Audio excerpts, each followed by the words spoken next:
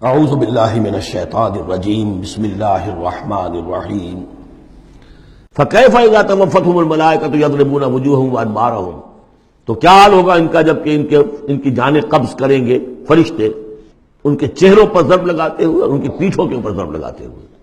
ذالک بانہم اتبعوا ما اسخط اللہ، یہ اس لیے کہ انہوں نے پیروی اس چیز کی جو اللہ کو ناپسند ہے، وکرہوا رضوانہ، اور ناپسند کیا انہوں نے اللہ کی رضا کو، فاحبط اعمالہم، تو اللہ نے ان کے سارے اعمال اکارت کر دیے، حبط کر دیے۔ یعنی اب تک انہوں نے حضور کے پیچھے نمازیں جو پڑھی ہیں اور جو بھی کوئی نیکیاں کی ہیں، اب جب مرحلہ آ گیا ہے قتال کا اور یہ جی چرا رہے ہیں، تو گویا کہ وہ سارے ان کے اب تک کے جو اعمال ہیں وہ حبط ہو جائیں گے۔ ام حسب الذین فی قلوبہم مرض ان لن یخرج اللہ اضغانہم، کیا سمجھا تھا ان لوگوں نے کہ جن کے دلوں میں یہ روگ ہے کہ اللہ تعالیٰ ان کے کھوٹ کو ظاہر نہیں کرے گا، وہ اپنے کھوٹ کو اندر جو نفاق کی بیماری لیے پھرتے ہیں اس کو چھپائے رکھ سکیں گے؟ انہوں نے یہ سمجھا تھا، اللہ تعالیٰ نے تو اسے واضح کرنا تھا، فَلَيَعْلَمَنَّ اللَّهُ الَّذِينَ آمَنُوا وَلَيَعْلَمَنَّ الْمُنَافِقِينَ۔ تو ام حسب الذین فی قلوبہم مرض ان لن یخرج اللہ اضغانہم، انہوں نے یہ سمجھا تھا کہ اللہ تعالیٰ ان کے کھوٹ کو، دلوں کے کھوٹ کو علم نشرہ نہیں کر دے گا۔ وَلَوْ نَشَاءُ لَأَرَيْنَاكَهُمْ، اور اگر ہم چاہیں تو اے نبی آپ کو دکھا دیں کہ یہ ہیں وہ لوگ، فَلَعَرَفْتَهُمْ بِسِیمَاهُمْ، آپ ان کے چہروں سے انہیں خود ہی پہچان لیں گے۔ ظاہر بات ہے کہ صادق اور ایمان شخص کا چہرہ اور ایک منافق کا چہرہ، انسان کے قلب کی کیفیت جو ہوتی ہے وہ تو چہرے کے اوپر جو ہے، face is the index of mind, ذہنی کیفیت جو ہے، قلب کی کیفیت جو ہے وہ چہرے پر ہوتی ہے۔ فَلَعَرَفْتَهُمْ، تو آپ پہچان ہی چکے ہیں انہیں ان کے چہروں سے، وَلَتَعْرِفَنَّهُمْ فِي لَحْنِ الْقَوْلِ، اور مزید آپ پہچان لیں گے انہیں ان کی گفتگو کے ڈھب سے، انداز سے۔ گفتگو میں بھی ظاہر بات ہے کچھ چاپلوسی کریں گے، کچھ ہیر پھیر ڈالیں گے۔ ایک مخلص آدمی کی گفتگو اور ایک اس طرح کے شخص کی گفتگو، زمین و آسمان کا فرق ہوتا ہے۔ واللہ یعلم اعمالکم، اللہ تمہارے اعمال کو خوب جانتا ہے۔ وَلَنَبْلُوَنَّکُمْ حَتَّى نَعْلَمَ الْمُجَاہِدِینَ مِنکُمْ وَالصَّابِرِینَ، اور ہم تو لازماً آزمائیں گے تمہیں، یہاں تک کہ ہم، ترجمہ تو ہوگا ہم معلوم کر لیں، ہمیں علم ہو جائے۔ لیکن چونکہ اہل سنت کا عقیدہ یہ کہ اللہ کا علم تو قدیم ہے، تو یہاں ہم اس کی ترجمانی کرتے ہوئے کہتے ہیں ہم ظاہر کر دیں گے اس کو، تاکہ سب کے علم میں آ جائے، سب دیکھ لیں۔ ہم آزمائیں گے تمہیں یہاں تک کہ سب دیکھ لیں کہ مجاہدین کون ہیں تم میں سے، حتی نعلم المجاہدین منکم والصابرین، اور وہ جو صبر کرنے والے ہیں۔ وَنَبْلُوَ أَخْبَارَكُمْ، اور ہم تمہارے سارے حالات کی پوری طریقے سے تحقیق کر لیں۔ یہ تقریباً سمجھیے کہ وہ آیت جو آئی تھی سورہ بقرہ میں، وَلَنَبْلُوَنَّكُمْ بِشَيْءٍ مِّنَ الْخَوْفِ وَالْجُوعِ وَنَقْصٍ مِّنَ الْأَمْوَالِ وَالْأَنفُسِ وَالثَّمَرَاتِ۔ ابھی وہاں چونکہ قتال کا حکم نہیں آیا تھا، اس لیے وہاں پر ابھی جنگ کا تذکرہ نہیں تھا۔ یہ تو تھا کہ ہم تمہیں آزمائیں گے بھوک سے اور جان اور مال کے نقصان سے اور ثمرات کے ضیاع سے، لیکن یہاں اسی آیت کو ایک ایکسٹینشن سمجھیے، وَلَنَبْلُوَنَّكُمْ حَتَّى نَعْلَمَ الْمُجَاهِدِينَ مِنكُمْ وَالصَّابِرِينَ، تاکہ ہم دیکھ لیں کون ہیں وہ جو واقعتاً جہاد کرنے والے ہیں، صبر کرنے والے ہیں، اور ان کی پوری طرح جانچ پرکھ کر لیں۔ إِنَّ الَّذِينَ كَفَرُوا وَصَدُّوا عَن سَبِيلِ اللَّهِ وَشَاقُّوا الرَّسُولَ مِن بَعْدِ مَا تَبَيَّنَ لَهُمُ الْهُدَىٰ لَن يَضُرُّوا اللَّهَ شَيْئًا، یقیناً وہ لوگ جنہوں نے کفر کیا اور جو روکتے رہے لوگوں کو بھی اللہ کے راستے سے اور اللہ کی اور اس کے رسول کی مخالفت میں سرگرم رہے، زدہ میں پڑ گئے، من بعد ما تبین لهم الهدى، اس کے بعد کہ ان کے لیے ہدایت واضح ہو چکی تھی، لن يضروا الله شيئا، وہ اللہ کا کچھ نہیں بگاڑ سکیں گے۔ وسيحبط اعمالهم، اللہ تعالیٰ ان کے اعمال کو بھی حبط کر دے گا۔ یعنی اس پہلے ذکر تھا منافقین کا، اب یہاں کفار مکہ کا ذکر ہے۔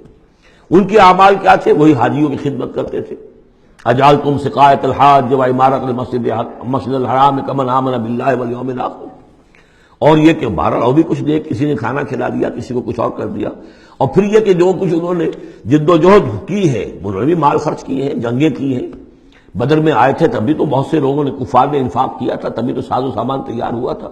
900 اونٹ لے کر نکلے تھے، روزانہ ایک دن 10، ایک دن 9 اونٹ تو ذبح ہو رہے تھے وہ فوج کو جو کھانا کھلانے کے لیے، تو آخر لوگوں نے کنٹریبیوٹ کیا تھا، تو یہ سارے اعمال ان کے اکارت چلے گئے۔ یا ایھا الذین آمنوا اطیعوا اللہ واطیعوا الرسول ولا تبطلوا اعمالکم، اے اہل ایمان اللہ کی اطاعت کرو اور اس کے رسول کی اطاعت کرو، لا تبطلوا اعمال، اپنے اعمال ضائع نہ کرا بیٹھنا۔ یعنی اب تک اگر تم نے کچھ اعمال کیے ہیں، کوئی محنت بھی کی ہے، کچھ انفاق بھی کیا ہے، کچھ اور جد و جہد کی ہے، لیکن اب جو یہ مرحلہ نیا آ گیا ہے، اس کو یوں سمجھیے اب امر حال یہ ہے، اللہ کا اس کے رسول کا جس وقت جو حکم ہے اس وقت اس کو ماننا ہوگا۔ اب حکم یہ ہے لہذا اگر اس میں تم نے کہیں پیٹھ دکھا دی تو تم اپنے سارے سابقہ اعمال کو باطل کرا لو گے. ان الذین کفروا وصدوا عن سبیل اللہ ثم ماتوا وهم کفار فلن یغفر اللہ لهم. یقیناً وہ لوگ کہ جنہوں نے کفر کیا اور اللہ کے راستے سے وہ روکتے رہے اور یا رکے رہے، یہ دونوں جیسے میں نے اس کیا کہ صدا یا صدو جو ہے یہ فعل لازم بھی ہے فعل متعدی بھی ہے. ثم ماتوا وهم کفار، اور وہ مر گئے اسی حال میں کہ وہ کافر تھے. فلن یغفر اللہ لهم، تو ایسے لوگوں کو اللہ تعالیٰ ہرگز نہیں بخشے گا. فلا تہنوا، تو اے مسلمانوں تم ڈھیلے نہ پڑو، بودے پن کا مظاہرہ نہ کرو. وتدعوا الی السلم، سیدھا سلم میں، اور تم جو اب یہ کہہ رہے ہو صلح کی بات ہونی چاہیے اور سلامتی کی بات ہونی چاہیے اور خام خواہ کی لڑائی جھگڑا جو ہے اس سے کیا حاصل ہے، یہ جو تم کر رہے ہو یہ نہ کرو. فلا تہنوا وتدعوا الی السلم، بلکہ اب جو مرحلہ آ گیا ہے اب تو سرفروشی کا مرحلہ آ گیا ہے. وانتم الاعلون، اور گھبراؤ نہیں، تم ہی سب سے اونچے رہو گے، سربلند رہو گے، غالب ہوگے. واللہ معکم، اللہ تمہارے ساتھ ہے، اس کی مدد تمہارے شامل حال ہے.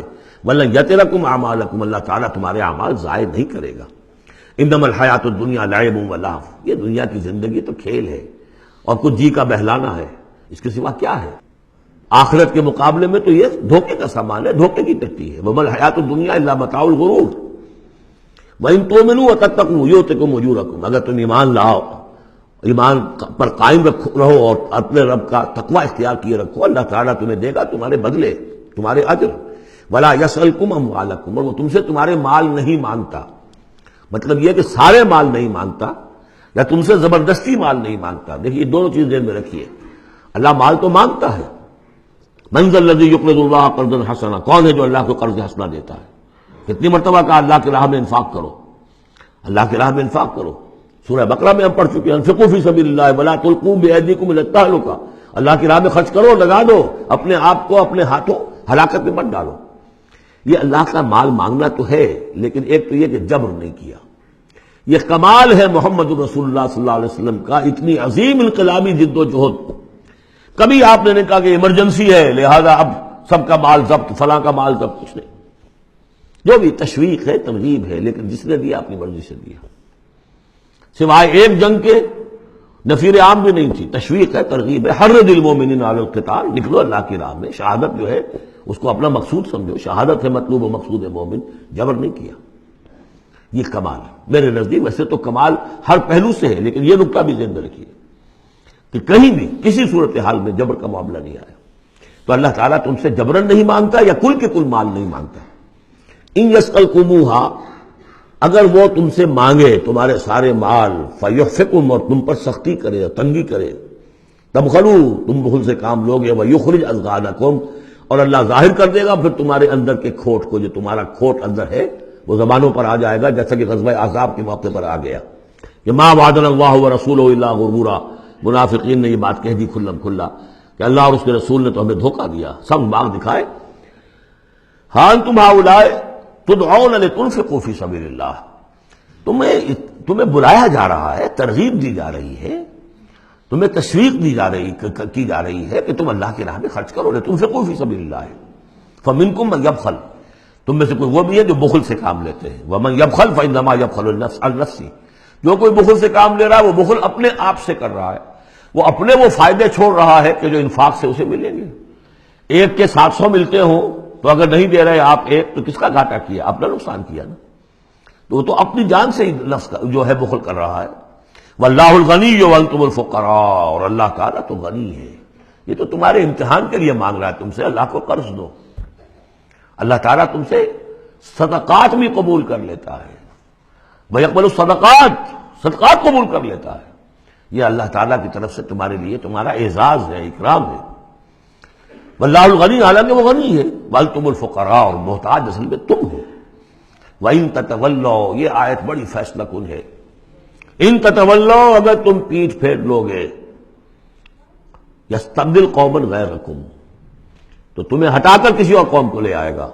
ثم لا یکونوا امثالکم، پھر وہ تمہاری طرح کے نہیں ہوں گے. اب یہ ہو سکتا ہے کہ اس کا اطلاق جو ہے اس وقت کچھ لوگوں پر بھی ہوا ہو کہ جنہوں نے منافقت کی بنا پر پیٹھ موڑ لی. اللہ نے اپنے نبی کے لیے ان سے زیادہ جو ہے جانثار قسم کے اہل ایمان جو ہے وہ فراہم کر دیے. لیکن یہی آیت جو ہے اس اعتبار سے کہ حضور کی بعثت اصلی بعثت خصوصی امیین کے لیے تھی، بنی اسماعیل اور عرب کے مشرکین جو ان کے تابع تھے، ان کے لیے یہ کہ یہ بات ان سے کہی جا رہی ہے کہ اب تمہیں سے امت بنی ہے، امت المسلمہ کن سے بنی ہے؟ اس کا نیوکلیس اہل عرب، وہی امت عرب کے لوگ۔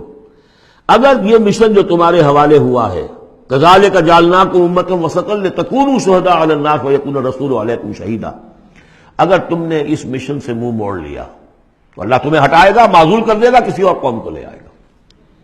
چنانچہ میرے نزدیک اس آیت کا ظہور ہوا ہے بتمام و کمال 13ویں صدی عیسوی میں، جبکہ اللہ تعالیٰ نے عربوں کو امت مسلمہ کی قیادت سے معزول کر دیا۔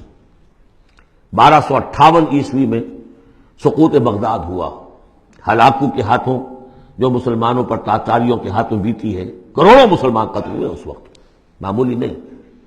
اور آخری خلیفہ بنو عباس کا اس کو کھینچ کر محل سے گھسیٹ کر باہر نکالا گیا، جانور کی ایک کھال میں لپیٹ کر تاتاریوں نے اپنے گھوڑوں کے سموں تلے اسے کچل دیا۔ وہ گویا کہ عربوں کی کا معزول ہونا تھا امت مسلمہ کی قیادت سے۔ اس کے بعد کچھ عرصہ گزرا ہے، لیکن پھر اللہ نے وہ ایک معجزہ دکھایا کہ انہی تاتاریوں میں سے کتنی قومیں ایمان لے آئیں۔ ہے آیا فتنہ تاتار کے افسانے سے، پاسباں مل گئے کعبے کو صنم خانے سے۔ پھر وہی تاتاری تھے جن میں سے ترکان تیموری نکل آئے، ترکان صفوی نکل آئے، ترکان سلجوقی ان سے بھی پہلے آ چکے تھے، اور ترکان عثمانی، پھر گریٹ آٹومان امپائر، پھر خلافت بھی اللہ نے پھر وہاں منتقل کر دی۔ 400 برس پر خلافت جو ہے وہ بھی ترکان عثمانی کے پاس رہی۔ ان تتولوا یستبدل قوما غیرکم ثم لا یکونوا امثالکم۔ صدق اللہ العظیم۔